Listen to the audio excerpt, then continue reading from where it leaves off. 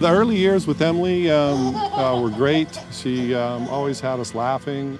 She was a daddy's girl from the beginning. I've always liked taking photos. She was my model, and so I developed my skills using her. It's just something that I really like to do. So I've been able to document her journey.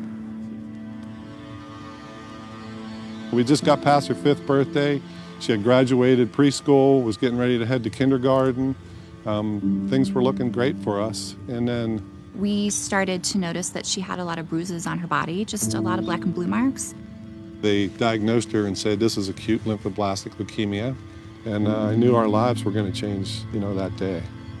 I picked her up and I said, hey, they said that you have cancer and that we're going to have a hard fight to get better. But I said, I want you to know only the strongest children in the world are picked to fight cancer. And you're going to be a hero because you're going to beat it no matter what. And it was hard wanting to take on the pain, like any parent, I think, would step in and take that pain on if they could. She got in remission, and then she stayed that way for about 16 months. And then they checked her bone marrow, and they came back out and said she's in full relapse.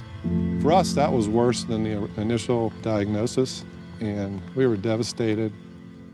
Her tumor relapsed on therapy, and in fact it did that several times, which means in general that there's really no hope, and one then goes to completely experimental therapies. And it's worth noting that Emily was an only child and had no good bone marrow transplant matches. Emily's prognosis was really the kind where one is normally encouraged to go to hospice care and then just call it a day, if you will, because she'd been through all the available therapies. The reality is that she, at that point in time, in all honesty, probably had a few weeks to live. We called Children's Hospital of Philadelphia and said, we're looking for anything right now because they told us that this is the end of the road. And they said, well, the T-cell therapy trial has just opened. It had never before been tried on a child, but if anything was going to work, this was going to be it. Dr. June wrote the book on immunotherapy, and it's been amazing working with his group. That really opened the door to realizing there was a whole different way to do things. But nothing like this had ever been done before in a kid, and with very little experience in adults and no experience in this exact kind of leukemia. So I think for the family, I can imagine it was a huge leap of faith, and it was for us as well. We didn't know if it was going to work, and we didn't know how well it was going to work, and we didn't know what the risks were. We had an idea, we could guess, but we hadn't done it yet. The doctor told us exactly what they were going to do. He said, Emily, we're going to take some cells out of your white blood cells, and they're called T cells, and we're going to take them to the lab, and we're going to send them to boot camp. And we're going to build them up into a big army, and when we bring it back to you and put it back in, it's going to go in there and kill your cancer. She was unrecognizable, and the whites of her eyes had turned blood red. I said, I won't leave. And she said, okay, just promise me you won't leave and you'll keep touching me. I said, I'll have my hand on you the whole time. So, and I said, you just keep fighting because no matter what, you're going to beat this. I have a daughter who's just 2 years older, and I can imagine, if you have an only child and how close it was.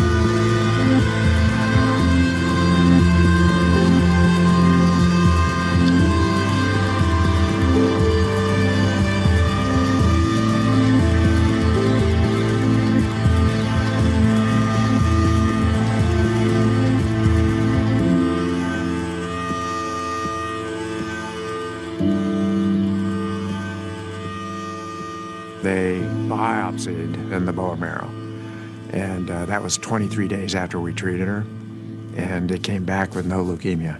That meant that those modified T cells had worked, and he said, we cannot even find one cancer cell. It was the best call I've ever received. I mean, it was like a Lazarus case. Emily, I think you can say, has literally changed the face of cancer research. Emily led the way. She's the patient that we treated first. She's the patient who's the furthest out. Emily has really set the stage for a complete revolution in cancer.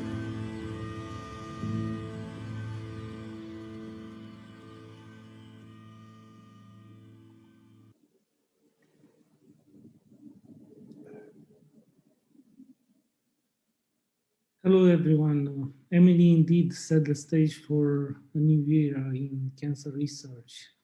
And Emily actually is a story itself. It's a story about life. It's a story about the value of what actually innovation means for an individual person, for the family, for the society, and so on. And today I'm very happy to actually to start setting the stage in Romania for CAR-T therapies in order to find the best ways to implement this type of highly innovative personalized therapies in the Romanian health sector. And I'm very happy to have today with us to have Emily's father, Tom Whitehead. Tom, thank you so much for joining us. Thank you so much for being with us and for driving us in the next 20, 30 minutes in actually in the Emily's journey. It's an honor to be with you. Without other additional comments from my side, I will give you the virtual floor, the Zoom, and I will let you continue. To all the attendees who are live on Facebook and other social media channels, we'll have the chance to interact with Tom after his lecture. And again, thank you so much, Tom, for being here. The floor is yours. Yeah, it's an honor to be here, and I'm going to share with you today how my daughter Emily became the first child on earth with her immune system trained to beat her cancer. So I'm going to start my slideshow here. Are you able to see it there? Yeah. Okay. So Emily was born on May 2nd of 2005, and she was perfectly healthy and happy, and she was a large baby weighing in at 10 pounds. And she remained completely healthy until just past her 5th birthday. She had finished preschool and was getting ready for kindergarten at the end of the summer, and we were just starting the summer. For us, it was going into Memorial Day weekend, and on Thursday, she was okay. She did have some bruising on her legs and body, and that evening, my wife, Carrie, said that she had counted 21 bruises on Emily's body, and that she had noticed some bleeding on her gums that week when she was brushing her teeth.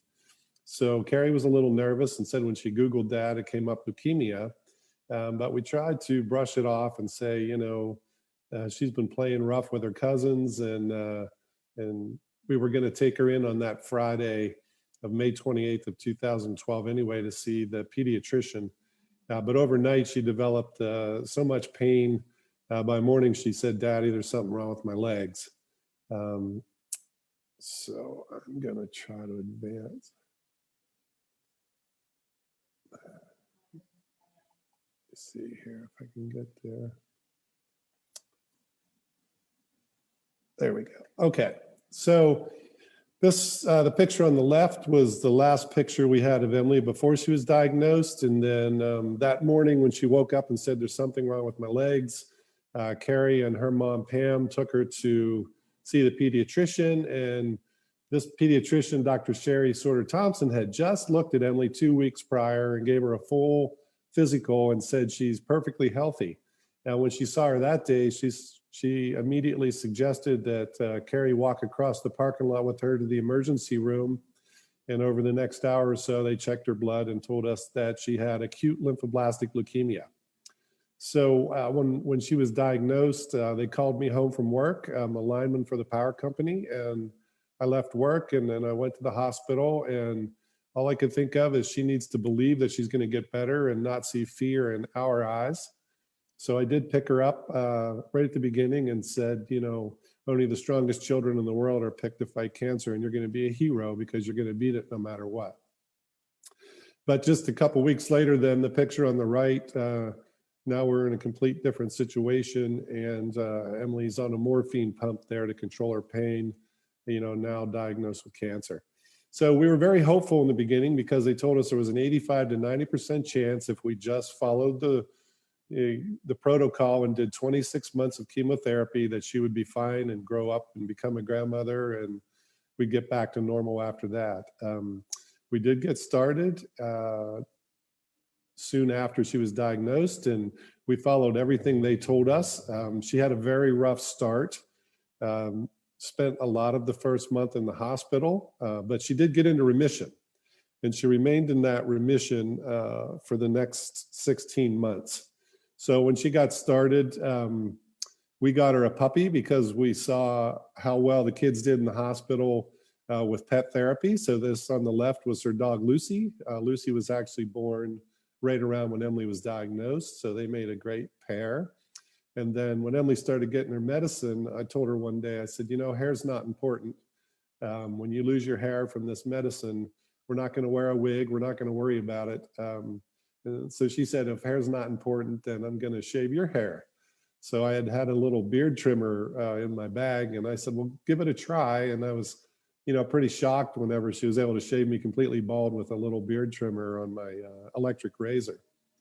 When we got started, another thing I could think of to help everyone stay positive is I told her that we're going to smile once every day. So we would do anything we could crazy to get a smile. So that the picture on the right there is me getting a smile for that day. So in some of those days it was pretty tough, you know, but we would get at least one smile a day. So pretty tough, rough start. Emily did get in remission. She stayed that way for the first 16 months. And then we went for routine blood work one day. We were treating at the Penn State Hershey Children's Hospital, which is a 2-hour drive from our house. And we could go locally at the Mount Nittany Medical Center, where we had Dr. Jim Powell as our local oncologist who could check her blood. And if, you know, if anything went wrong close to home, he could check her and then transfer us to Hershey. But he did the routine blood check there in October of 2011. And he called me the next day and said, you know, this almost never happens, which is something we heard quite often through Emily's treatment. He said, when kids respond to chemotherapy, they almost never relapse with this kind of cancer. Unfortunately, Emily has relapsed. So that was tougher than the initial diagnosis. You know, we were told right away that she had less than a 30% chance of survival. And since she's an only child, we would have to put her in the bone marrow match program and find an unrelated donor, which they did. And we would move forward with a bone marrow transplant. Before we did that, we decided to get a second opinion. My wife, Carrie, filled out a form online to the Children's Hospital of Philadelphia because we had seen that other families that were at Hershey, when they would get in trouble with their treatment, they would transfer down there. So we had went down there for a second opinion. And at that time, they said, you know, Hershey's a 2-hour drive from your house and we're a 4-hour drive.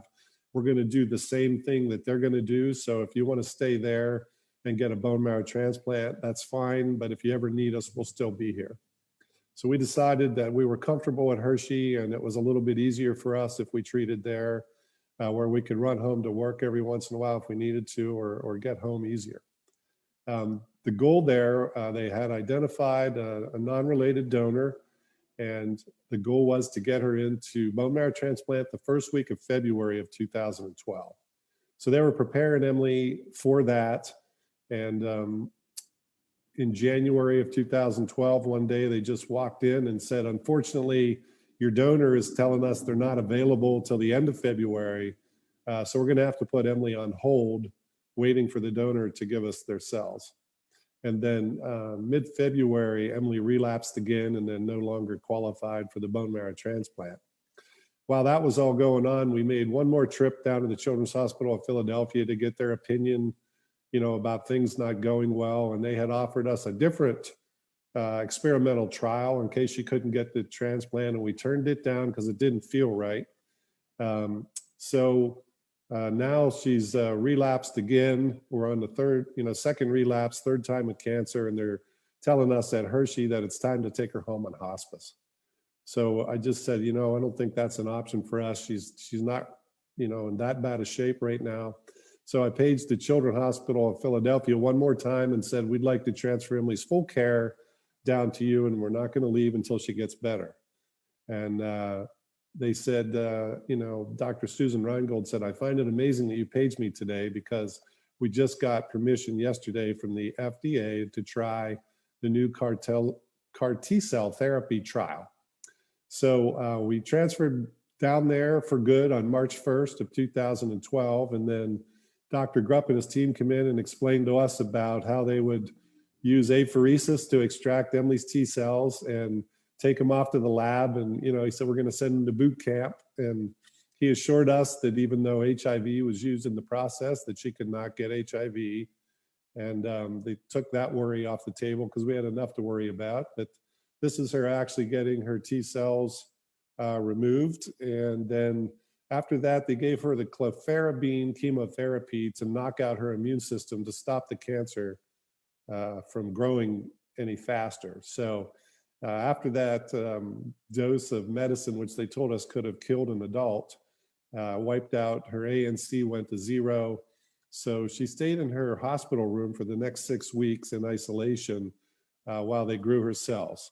So it was very exciting for us when Dr. Stephen Grupp finally came in and said, hey, we have Emily's T cells ready to go, and we're going to give her her first dose on April 17th of 2012. So this is the actual picture on the left of Emily getting her T cell infusion. They gave her a popsicle because they said, it smells like cream corn from the preservative in the when they freeze it. And she said it made it taste funny in her mouth. So she's eating her popsicle there, and then they gave her a congratulatory certificate for being the first kid ever to have a T cell infusion. So on day one, they gave her 10% of the dose as a safety precaution, and things went well, and we left the hospital for the night. On day two, they gave her 30% of her dose, and she still felt good. So we left the hospital until around midnight when she spiked a fever. We took her into the emergency room that night, but when we arrived, her fever was gone and she felt good most of the night. So by morning, Dr. Grupp came in and said, if you give her the final 60% of the dose, that'll give her the best chance to get rid of her cancer. And we did that, and then things got the worst that they had ever been. We found out later Emily's body weight was somewhere around 65 to 70 pounds, and around 3.5 pounds of her body weight was cancer.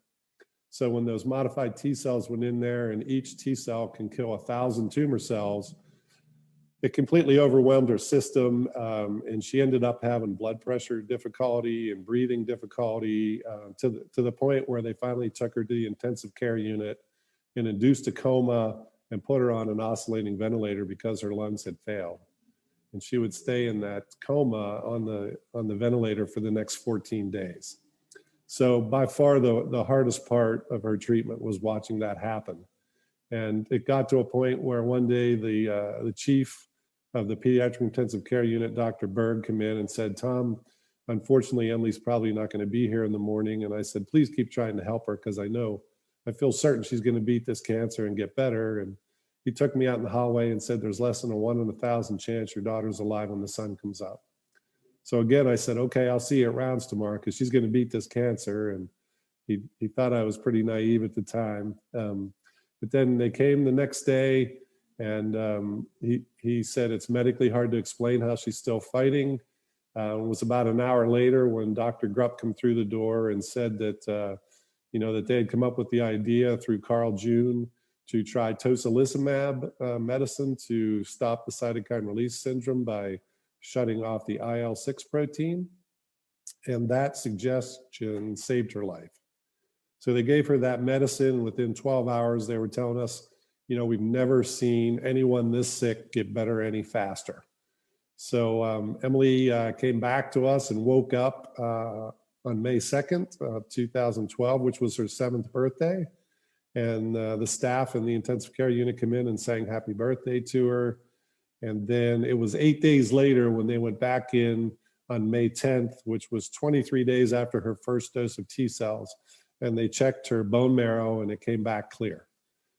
So by then we had people praying for Emily all over the world, and her page was called Prayers for Emily, Emma Whitehead. And I think we had around 29,000 people on it by then, but that was our post that day saying no cancer cells, the T cells worked. And I'll never forget the call. Dr. Stephen Grupp called me from a conference in New Orleans saying, you know, Tom, I wanted to be the one to tell you this is one of the biggest breakthroughs ever in cancer, but this worked. She's cancer-free. So we took Emily home on June 1st then, 2012. And when we pulled into our hometown, there was several hundred people lined up in a pouring down rain with a thunderstorm, waiting to cheer Emily on because they had been following her online. And this was when my parents handed Emily her dog back through the window. Her dog, Lucy, was giving her kisses. So we got home on June 1st, and then we had a quiet 6 months where she healed up, and she had been sick through kindergarten and first grade, and she went back to second grade with the classmates she had started with, and was getting back to normal. And then that December, we did an interview with the New York Times, and the doctors were finally allowed to talk about what had happened with Emily after they got peer review. So we did that interview, and our lives changed again on the day that they posted the interview. It was the first week of December of 2012. And this picture on the left was on the cover of the New York Times. And that's my wife, Carrie, and Emily at our back door of our house. And when that story was posted, within hours, we had requests for media interviews from all over the world. That week, we had the major news networks in our basement interviewing us about it. And a lot of it caught fire in the media because there was like a silver lining to HIV being able to help her get rid of her cancer. The picture on the top right, somebody shared a picture of Emily and her dog Lucy that was in a newspaper in China. And then we started getting requests to use her picture in microbiology books. So the picture on the bottom right is her picture in a microbiology book. And she was pretty excited that her dog Lucy was included in that picture. With all of that international media, though, we started to get calls from parents from all over the world saying our children are going home on hospice too. We need help. We need hope like Emily had. We need a trial. How can we get that? And that, you know, truly is what led us to want to make a difference and help other families have the same outcome as us. And a quick story before I move on, but while Emily was learning to walk again, you know, when she woke up from her coma, she had severe atrophy and it was very painful for her. And I kept telling her, I said, you know, you have to get out of bed. You had one of the biggest breakthroughs in cancer ever, and I think you're going to meet the President of the United States someday. And after a few days telling her that, my wife asked me to stop saying that because it probably wouldn't happen. But a couple of years later, then it was a great call for me to get. Whenever I got a call that said President Barack Obama would like Emily to be at a press conference at the White House this Friday to announce bipartisan support and funding for precision medicine. And they told us he was talking about Emily when he did his State of the Union speech. So, you know, we've been able to travel all over since then and spread the word of Emily's treatment and help many other families get it. And our goal with starting our Emily Whitehead Foundation, you know, was to make sure that the money raised with Emily's story was going to go towards pediatric immunotherapy and help move this whole revolution forward. And, you know, since Emily got all the media attention, she's become like the face of the whole revolution. So once Emily got better and we started our foundation and we were making a difference, we were out attending as many galas as we could and trying to make people aware of what had happened. And we met Sean Parker one day, and he was the first president of Facebook, and he started Napster and Spotify. And he said to me, you know, your daughter's the face of the revolution that's going to stop people dying from cancer. And I said, yeah, we're trying to do everything we can, you know, to bring more funding to that. And he said, well, I'm going to bring more funding to that. So a couple of years later, he reached out and he donated $250 million of his own money and started the Parker Institute for Cancer Immunotherapy. So when he did that, we made that short film that you just watched so we could go to a Hollywood event and let everyone in Hollywood know what was going on with these new breakthroughs and training the immune system, you know, to beat cancer. So the night of his event at his home in Beverly Hills, we went there and, oh, I'm sorry, I was telling you about Barack Obama, but this was an actual picture. I didn't want to skip over that one, of Emily with Barack at the White House. And when we were there, he asked Emily, he said, I really appreciate you coming today. Is there anything I can do for you? And she said, well, I wasn't allowed to tell my teacher where I was going today, so can I have an excuse for school? So he actually wrote her that excuse that says, please excuse Emily from school, she was with me.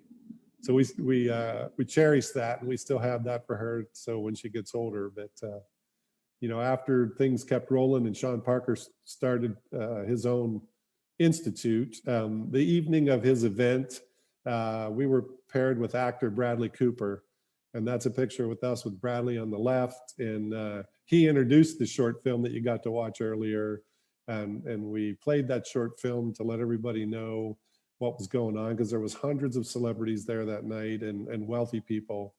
And later on in the evening, Lady Gaga was one of the last performers, and she pulled Emily up on stage and sang to her. And it was that evening that Bradley Cooper discovered her. He had never heard Lady Gaga sing. And after she sang to Emily the next day, he drove out to her house and said, I think we should make a movie together. And that's how the movie A Star Is Born started. So it was very neat to have our daughter be a part of that and have Bradley Cooper discover her while she was singing the song La Vie en Rose to Emily. So as we move forward from the time Emily got better, I kept asking the doctors, when the FDA has a hearing about Emily's treatment, I want to speak. So they let me know when it was coming up, and when they had the advisory committee meeting at the FDA headquarters, it was very inspiring for me to be the last speaker to the advisory board before they took a vote, which ended up being unanimous, to recommend the approval of Emily's treatment of what is now Kymriah. So I spoke that day, and Emily came up behind me and grabbed me by the arm while I was speaking, which was not planned. And then I started crying and told the advisory board, if you want to see what the cure looks like for cancer, she's standing right beside me. And it was right after that that they had the unanimous vote. And this was a story written in the, I believe this was the Washington Post story about the upcoming FDA approval. And they had a picture of Emily there. After we started helping more and more families get into the treatment, we started a private Facebook page where all the parents could be on there and ask each other questions. And then when the new children were going to be treated, we would add them to the group so the next family would have access to people with experience that went through it already, because we did not have that. And to date, we're up about 300 families. And after we started meeting some of these families, we decided that we wanted to hold an event and celebrate these children who are all pioneers and help moving it forward. And this picture here is our first Believe Ball for our foundation in October of 2017. And the picture is the doctors and all of the families there. There's over 35 families that received CAR T-cell therapy. So we were all together in that picture. It was one of the most inspiring nights of our lives. So since then, since Emily got better, you know, we've been fortunate to get asked to share her story all over the world. And we were able to travel to Oslo, Norway, and Emily met the first patient from Norway. We've been to Switzerland a couple times. She's been able to go to Paris, France, and she's visited Stockholm to inspire teams that are working on this. And our goal is to get the healthcare systems in other countries to cover it and spread the awareness so patients know about it, and just help people from all over the world be able to have the opportunity to get the treatment and have the same outcome as us. While we've been doing that, at one point, every May 10th, we post a picture of Emily's cancer-free, 1 through 8 so far, 8 years cancer-free. But 2 years ago, we got a call, and DreamWorks Films asked if they could use Emily's picture in a short film about big ideas that have changed the world. And when I said, yes, you can do that, but Emily actually wants to become a filmmaker when she gets older. So can she participate in some way? And they said, well, actually, Steven Spielberg would like to meet her. So we let them use her pictures in a short film. It's called the Universal Sphere film. It's in Philadelphia, Pennsylvania, and it's free to watch at Comcast headquarters.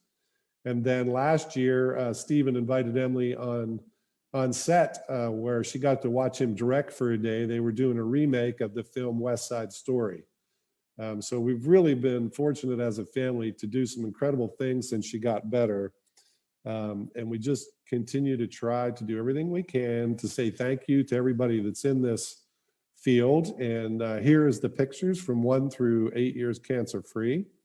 Emily's now 15 years old, and she is 5'10" tall. She eats very healthy and exercises every day, and she's a straight A student. So, this entire field and everybody that's working in it not only saved Emily, but they saved our family. We can't imagine what a day would be like without her. And once we got her all better, we had so many people follow us, and they told us you should write a book to let us know about everything that happened. So just here in October this year, we released our book with the help of filmmaker Ken Burns, whose team represented us to help make a book. But right now it's for sale on Amazon and in bookstores in the United States. But it's Praying for Emily, the Faith, Science, and Miracles That Saved Our Daughter. And we do have a website. It's prayingforemily.com if you have interest in looking up the book. And, from our family and all the other families everywhere, especially families globally that are trying to get these treatments, your efforts are very much appreciated. And from all of us, we would just like to say thank you. Our slogan is Activate the Cure for Childhood Cancer, and we're going to continue to do that and continue to just feel blessed for every day we get to share with Emily. And I'll turn it back to you, but I appreciate everyone who took time to listen to our story. Thank you so much, Tom Whitehead, for this incredible journey.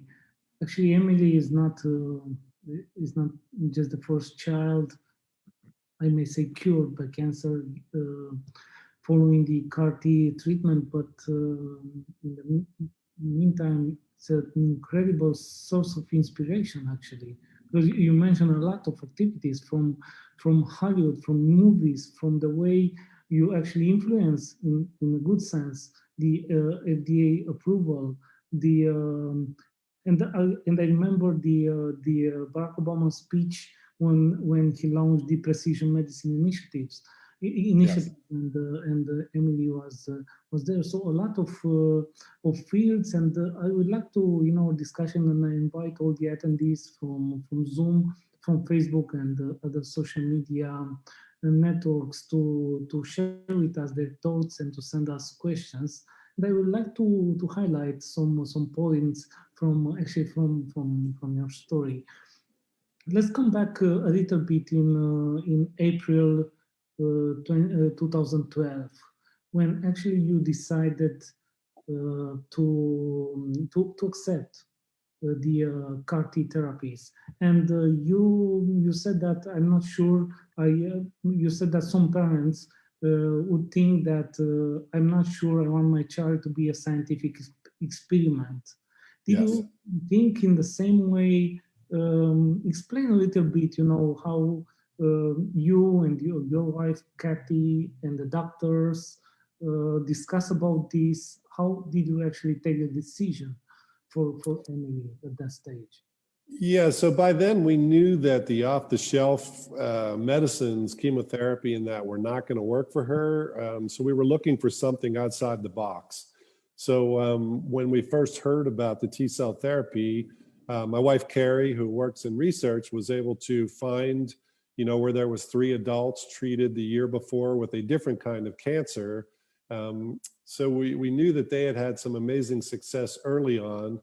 But we also knew, that no children had ever been treated, and they were very clear saying, we don't know what's going to happen, But I always looked at it that I said to her, I said, Emily, you're going to beat cancer and you're going to change the world. So I think we should try this. And, with Carrie's scientific background, we talked to many other doctors. There was some doctors, at the other hospital telling us that we were just going to use her as a guinea pig for scientific experiments, and it wasn't going to help her.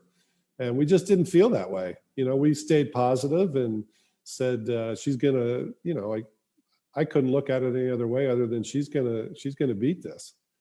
So I felt inside very strongly that it was the right thing to do. And I could see her getting better in my mind down there at the Children's Hospital of Philadelphia. So we did as much research as we could, and we really just trusted our instincts. And now it's saved children from all over the world.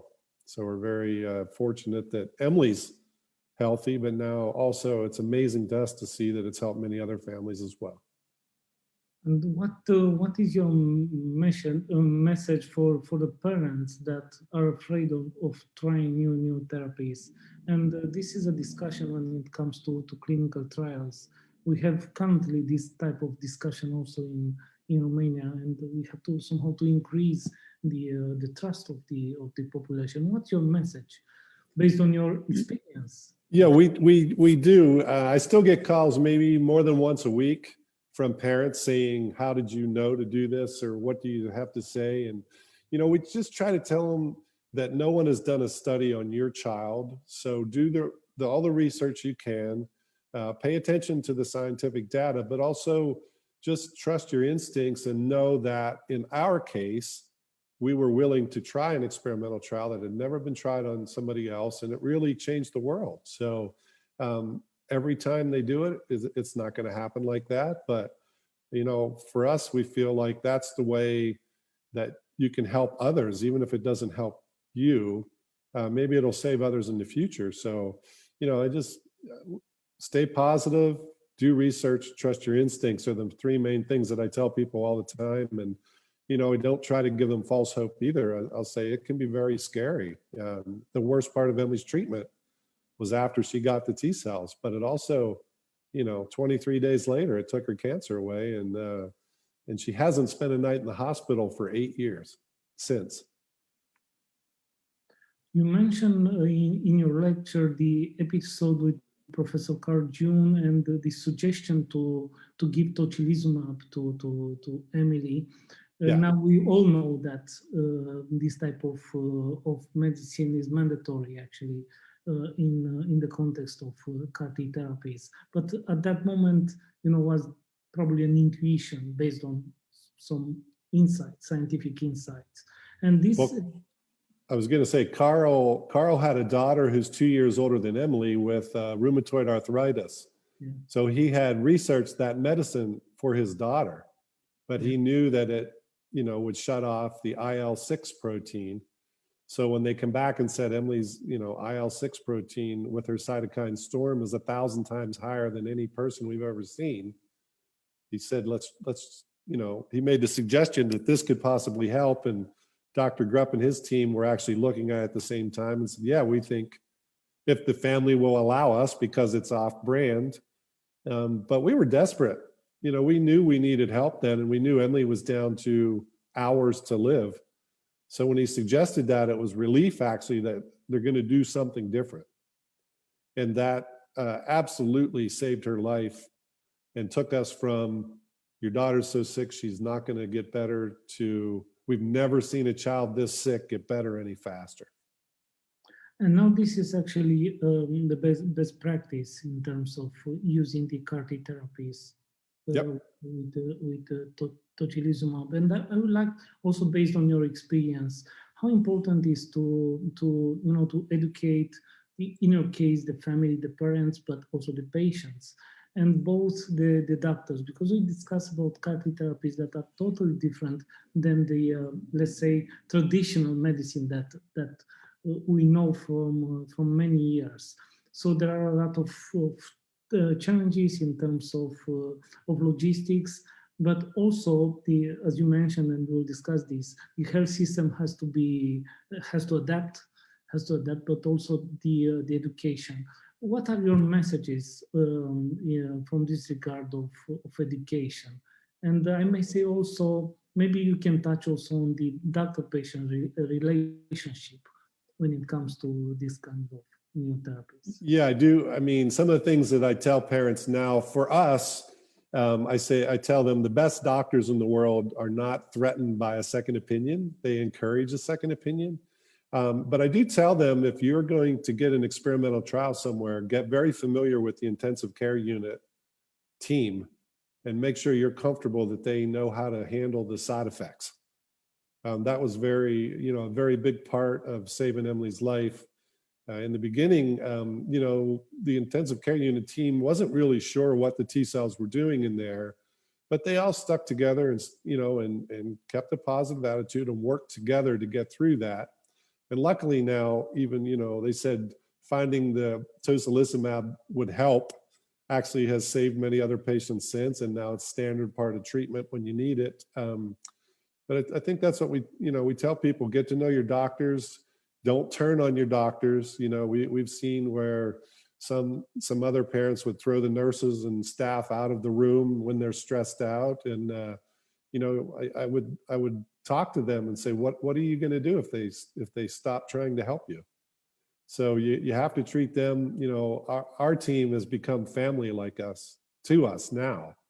But at the time, we felt very confident in them, and there was some very tough conversations we had, but we just kept the faith and trusted the science. And, for us, it created, I think, more than one miracle come out of Emily's treatment to help people from all over the world.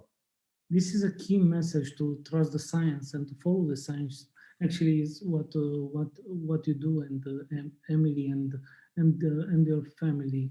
I will also want to ask you, because you mentioned the meeting with former President Obama and the FDA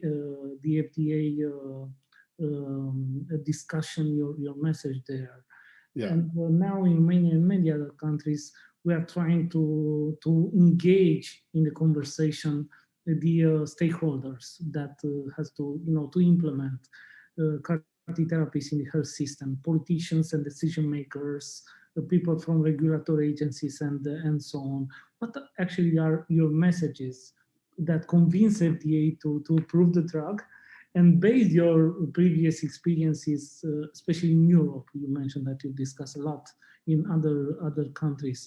What are your messages that we have to use in order to convince the decision makers and politicians? Yeah, something I do share for sure is right now the price is similar to a bone marrow transplant, and it seems expensive. But if Emily would have received a bone marrow transplant, it's very unlikely that she would have gone 8 years without staying in the hospital again. And she is normal. So I think when you look at the long term, the less treatment that she needed since, that it is reasonable when you're treating someone with this. And we've tried everything we can, and we've visited laboratories where they're working on it. But they're in the process of making machines that will do the entire process and take out any chance of human error. And I do believe in the future that's going to drop the price too. So we're trying to do everything we can to make it more economical. But again, it's when I spoke to them, I said, if you want to see what a cure looks like, look at Emily. She's normal. And it was a lot more expensive us being first than it even is today. So we want to be part of that also, of helping drop the price so people in other countries can get it passed by their healthcare systems. And but like, you know, I said that there was a expensive for Emily up front, but she's been a normal child since. And hopefully in the future, like Emily has to do the Hizentra medicine to help her fight viruses, but I think they're working on new forms of the T cells that in the future you might not have to use that medicine either, because it can be expensive. But I just think, you know, it's less toxic way to get rid of cancer. And I do believe as it moves forward, you know, I think they've told me they just scratched the surface on this, but it can turn a lot of cancers in the future into an outpatient treatment and be less toxic and less follow-up care. And I truly believe it's worth the investment. And for our family, you know, you can't really put a price on your child. I would have given them everything, material thing I had to fix Emily. And we're just, you know, we feel blessed every day to have a normal 15-year-old who thinks she's smarter than her parents now. Yeah. You mentioned the price, the cost, you know, a lot of financial issues, and usually in our discussion with decision maker, we use the terms of value of innovation, and you know the interpretation is different. There is an interpretation if we discuss with a medical doctor. There is another interpretation if we discuss with the head of National Insurance House and so on, with the Minister of Health and so on. What actually means the value of innovation, the value of CAR-T for the Whitehead family? Yeah, well, I mean, it's priceless for us, you know. I just can't imagine what our lives would be like without it. It definitely saved our entire family. And just to see Emily now and see her normal, I just think if she'd had a bone marrow transplant, my healthcare would have been charged a lot more than it has been in the last 8 years since then, if she made it. You know, and what we've seen is when these kids get treated who were all weeks away probably or days away from passing away, and 88% of the time it gets them into remission for Emily's type of cancer. And then 60% of those kids don't need any follow-up care after that. 60% are still in remission, I believe, 18 months after. Most of the kids that are going to relapse do it in the first year. And I was pretty happy, and I did have conversations with the folks in charge of Novartis, you know, when they said if it doesn't work in the first 30 days, you don't have to pay for it. They still have to pay to make it, but I thought that was a huge step forward in helping it become more accessible all over the globe. Somehow you anticipated my next question. Is regarding the follow-up, or I don't know, medical checkups that Emily has to do, I don't know, on a yearly basis or something like that. Was probably we get her blood checked twice a year right now. It's just a blood check. She doesn't have to have her bone marrow checked anymore. And other than that, she just has to do the Hizentra medicine to help her fight viruses. And Emily hasn't had COVID-19 yet, but there's several of the kids that received CAR T-cell therapy that did get it, and it wasn't any worse for them than it is for other kids their age. So that's a very positive sign too. I think that was unexpected by the oncologist, but they said, actually, our kids that are getting it are actually handling it just like other kids. So we're pretty excited for that. And, you know, I've seen in some kids, it has effects that they don't even, positive effects that they don't even expect. We had one patient that was seeing in black and white in one eye for more than a year. And after CAR T-cell therapy, she started seeing in full color vision again. So I just think they don't even understand all the benefits they can get out of it yet. But our goal is to make sure parents anywhere in the world that have a child that they're going to lose can get access to this treatment to give them a second chance.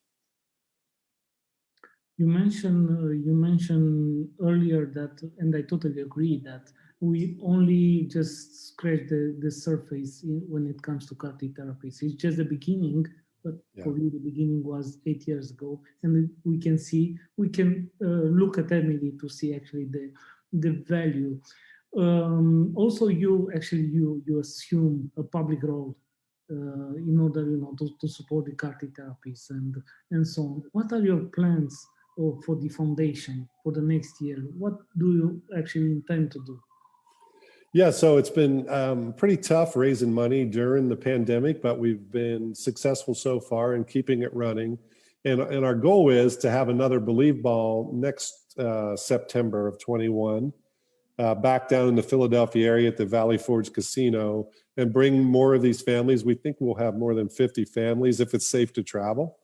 And just bring people together and continue to spread that awareness and raise funds. And we're hoping, we've seen recently, like in the brain tumors, the DIPG patients are now, we actually saw one treated last month, but we're hoping that new breakthroughs that are funded with the money we raise can give some of these kids that normally wouldn't have, hope with their diagnosis, a new avenue to get treated. So we just want to have other families have the same outcome as we did. And one question, I don't know how exactly to ask, but I'll try. What are your plans, or I don't know, maybe Emily's plans for the future? Yeah, so I mean, I'm hoping someday to be able to do more. My wife and I both still work our day jobs. My wife works in research at Penn State University, and I'm a lineman for the power company. But I personally would like to be able to start working for our foundation full time to help have a bigger impact and do more advocacy work to help more patients get treated. Emily just wants to be a normal teenager and then go to film school and college. And she loves artwork and filmmaking. So that's her goal right now, is to enjoy that. And I think she had a forced science education pretty young. And she knows quite a bit about science, and she is a straight A student. But, I just want her to have a happy and healthy life and be able to do something for a job that she enjoys every day. It's quite difficult, I think, for Emily to be a normal, adult, or because she's a celebrity. Yeah, she gets recognized most places wherever she goes, but she handles it very well. And, she talks to other kids that are getting treated and just says, don't ever give up and keep fighting, and you got to believe. That's what I had told her from the beginning. You got to believe in a good outcome and pray whenever you need help. And also, Emily is a part of history, at least history of breakthrough cancer therapies. One more question for the end of our discussion, Tom. What is your message for all type of stakeholders from Romania, from Central Eastern Europe, based on your experiences that you have in the last 8 years? What should we follow in the next year in order to reach the full potential of the CAR T therapies and to be able to show the value at the health system level and for the society? Well, I think it really helps to show people, once you start treating patients, of what they look like afterward and they go back to having a normal life. And I think from the value of it, we're seeing now that the big investors are coming in and investing in this because they said, Emily's treatment got FDA approval within 5 years. So it's actually now a good investment. They can invest in it and make money and also help people survive. So I've been to some of the financial talks, and some of the big time investors are saying, this is something that we want to actually invest in, because not only can you make good return on your investment, but you can also save lives. So, that's been incredible for me. I was in a financial talk where the big hedge fund guys, 2 or 3 of them mentioned Emily by name of when her treatment happened, that made it worth investing in. And then the moderator said, I just want to acknowledge that, Emily's dad's in the back of the room. They didn't know I was there. So it just makes me very proud, because it's hard to get funding for it if people think it's just going to continually lose money and not get a return on the investment. But when you're investing in saving children, I don't know where there could be a better investment when you can take a child that's going to lose their life and give them the full potential of a healthy and happy life.